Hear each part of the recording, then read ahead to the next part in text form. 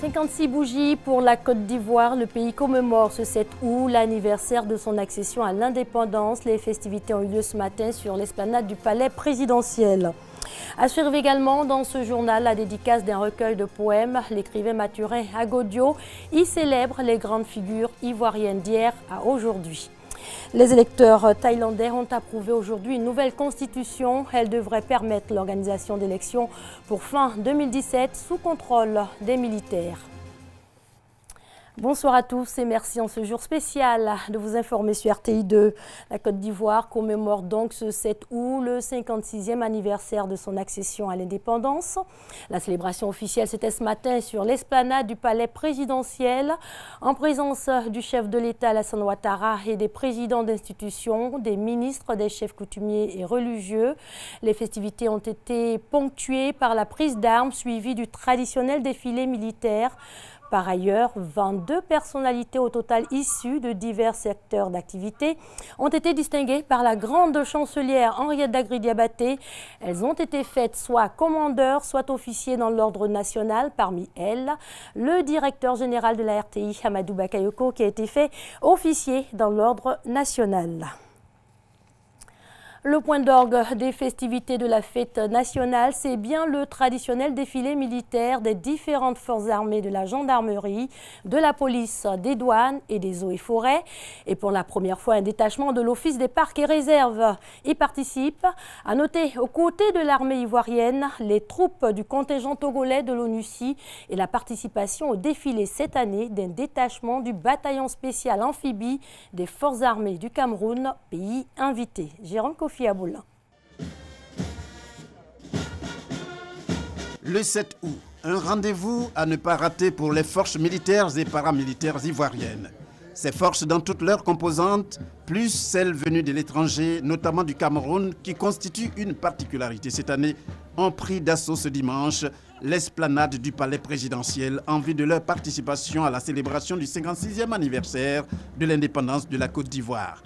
Une célébration à travers une parade qui se veut imparable, avec surtout l'objectif de donner comme à l'accoutumée un signal fort, celui du soutien indéfectible, de l'attachement et de la loyauté vis-à-vis du chef, le président de la République, Alassane Ouattara, chef suprême des armées. Ce sont au total 38 détachements qui ont pris part au défilé ouvert par le bataillon spécial amphibie camerounais de Tico, suivi de toutes les autres forces avec le même enthousiasme. Ces forces, telles des protecteurs des populations à l'image de celles parmi elles appelées l'ultime recours ou encore la force spéciale ivoirienne.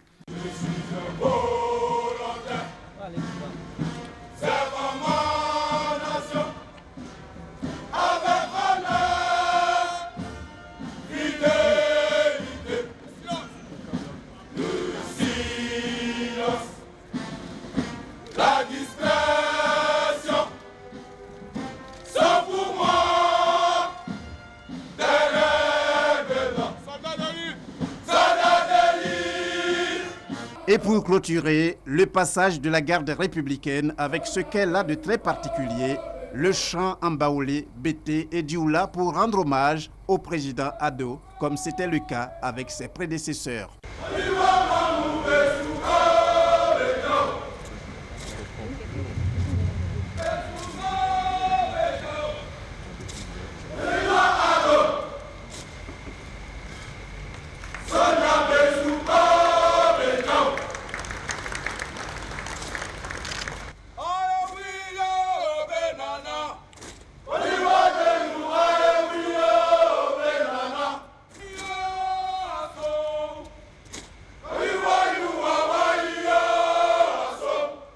Toutes les forces présentes pour cette célébration étaient sous les ordres du général Gaoussou Soumaoro, commandant les forces terrestres. La poignée de main entre lui et le président de la République, Alassane Ouattara, est le signe que la cérémonie militaire marquant le 56e anniversaire de la Côte d'Ivoire indépendante prend ainsi fin. 7 août 2016, 56 bougies pour l'accession de la Côte d'Ivoire à l'indépendance. Ambiance spéciale en ce jour anniversaire donc de l'accession de notre pays à l'indépendance. La cérémonie était retransmise en direct par la RTI, mais vous n'avez pas tout vu. Il y a souvent ces à côté qui donnent un goût exquis à la fête. Alexis Ouedraogo est notre guide. Dimanche 7 août 2016, 8 heures. Sous une fine pluie aux abords du palais présidentiel au plateau, des véhicules à perte de vue. Le contrôle est rigoureux car à quelques mètres, la célébration officielle des 56 ans d'indépendance de la Côte d'Ivoire démarre bientôt. Sur l'esplanade, l'on accueille les officiels. Le décor est planté, président d'institution, membres du gouvernement, diplomates, tous affichent l'air joyeux des grands jours. Dame Côte d'Ivoire, la mère nourricière, a 56 ans. Lorsque le chef d'État, chef suprême des armées, arrive, il reçoit les honneurs militaires. 101 coups de canon déchirent l'air pour célébrer la souveraineté du pays.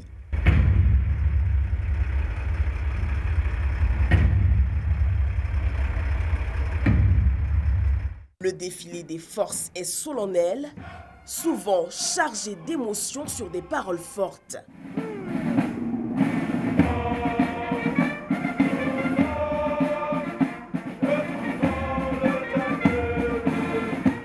Pays invité, le Cameroun, le bataillon spécial amphibie parade pour saluer le pays frère. Et comme tous les ans, pour finir en beauté, la garde républicaine au pas bien compté se présente, fière et majestueuse.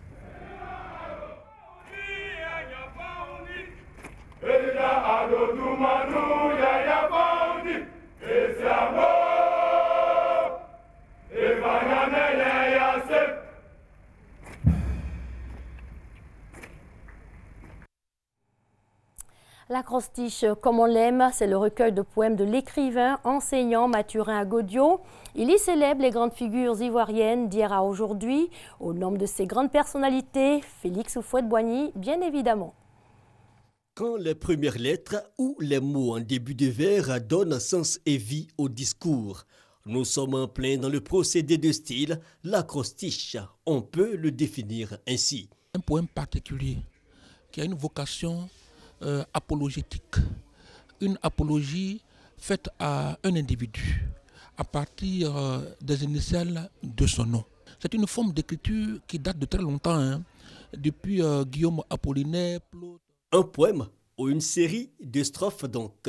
Et comme poète avisé, Agodiau Mathurin Yoga, enseignant de formation, son œuvre, l'acrostiche, comme on l'aime, célèbre le mérite et constitue surtout une écriture contre l'oubli. Je veux qu'on rende hommage à tous ces grands, toutes ces grosses figures-là, justement, qui nous ont marqués. Donc, c'est pourquoi j'ai choisi 5 rubriques. La littérature. Mais aussi les arts, la culture, les personnalités politiques, en somme, les grandes figures contemporaines et celles du passé. L'auteur, cependant, dit ne pas baigner dans l'apologie béate. Son œuvre est juste un devoir de mémoire. Je ne suis pas là pour flatter quelqu'un, mais je préfère qu'on retienne de tout cela ce qui est utile, ce qui nous construit et ce qui est valable, ce qui édifie en eux. En bonne place, entre les lignes, Félix Houphouët-Boigny, père de la nation ivoirienne, l'exercice est apprécié. Moi, je suis oufouettiste très averti parce que j'ai été parmi ceux qui ont créé le rassemblement des oufouettistes. Donc, je sais un peu de quoi il a parlé quand il a parlé de Houphouët. Donc, moi, je crois que ce jeune homme-là, il veut faire de l'histoire, mais de l'histoire à sa manière. De l'histoire en y mettant la manière, de l'histoire en y mettant la poésie. De quoi justifier le titre de l'ouvrage, l'acrostiche comme on l'aime. 90 pages pour immortaliser 63 personnalités du monde. L'auteur, pour la suite, promet explorer bien d'autres horizons. À l'église messianique, l'on a prié pour la paix en ce jour anniversaire de l'accession de la Côte d'Ivoire à l'indépendance. Les fidèles ont été invités à marcher dans l'unité et dans l'amour. C'était à Kradio, un village situé dans le département de Dabou. Hugues Hervé Blé. Au point où nous en sommes parvenus, marchons d'un même pas. Cet appel pour la réconciliation en Côte d'Ivoire, l'église messianique l'a lancé à Akradio dans le département de Dabou. l'Église y célébrait le 53e anniversaire de son existence, une célébration marquée par des prières pour la paix en Côte d'Ivoire, sous la conduite du chef suprême de l'Église messianique, son éminence Ahmed Lasma Étienne, et en présence du représentant du chef de l'État, son conseiller spécial chargé des cultes. Également présents de nombreux invités. Au nom du chef suprême de l'Église messianique, l'engagement de la communauté messianique en faveur de la paix et de l'unité dans toute la Côte d'Ivoire a été salué. À Agradio, siège de l'Église messianique, les journées de prière pour la paix en Côte d'Ivoire et pour l'unité de l'Église ont été dites par des fidèles messianiques ensemble avec les membres des communautés catholiques et musulmanes. C'est dans l'allégresse et confiant que Dieu fait de la Côte d'Ivoire un havre de paix que tous se sont séparés. Et dans moins d'une semaine, les chrétiens catholiques iront en pèlerinage à Lourdes en France. Les préparatifs de ce rendez-vous spirituel et mondial vont bon train. Séances de prière et réunions d'information se succèdent. Thérèse Yoboué. Les préparatifs vont bon train pour le pèlerinage annuel de Lourdes en France. Ce moment de spiritualité rassemble chaque année environ 5 millions de pèlerins venant du monde entier. Une telle mobilisation nécessite des dispositions particulières. C'est donc pour expliquer la conduite à tenir pendant ce moment de ressourcement spirituel que les organisateurs ont convié les pèlerins à une rencontre à l'église Sainte-Famille de la Riviera. Le thème de la miséricorde est au centre de ce pèlerinage 2016. Le thème de l'année donné par le pape François qui parle de miséricorde pour inviter bien sûr tous les chrétiens à entrer dans une dynamique de conversion authentique pour découvrir ce que c'est la bonté, la miséricorde, le cœur bon, le cœur tendre de Dieu, pour effectivement imiter ce cœur-là.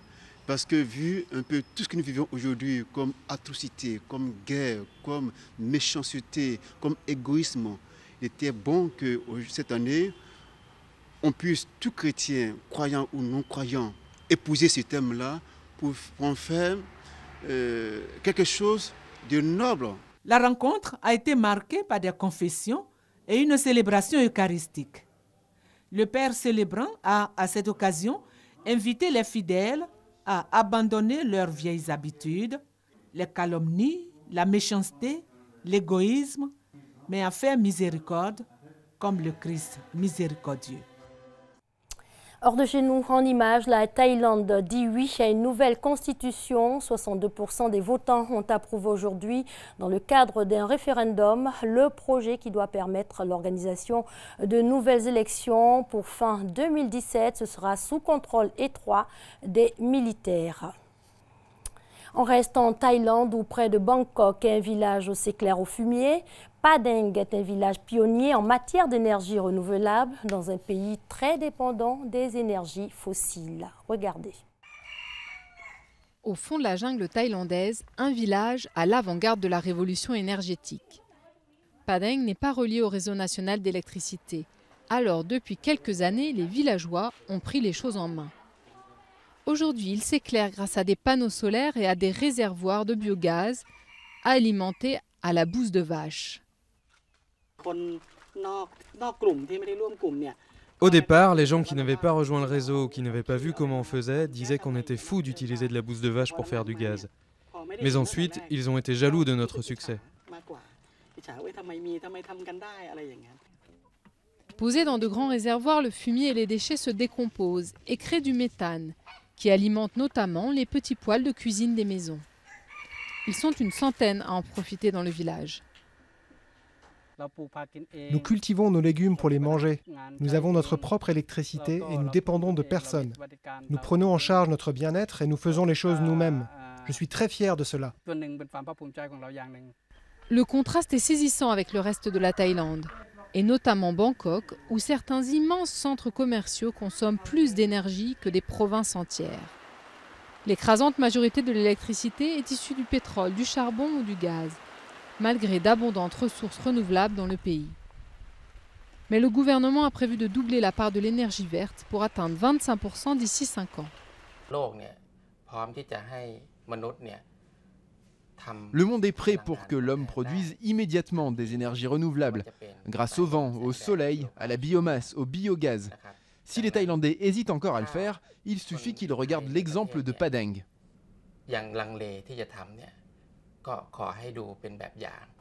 Les énergies vertes pourraient être un véritable secteur d'avenir dans le pays. La Thaïlande est le deuxième plus gros consommateur d'électricité d'Asie du Sud-Est. Ce sera tout pour ce soir. Paix dans les cœurs, paix sur la Côte d'Ivoire. Bonne fête de l'indépendance à tous et à toutes. Excellente soirée. Bonsoir.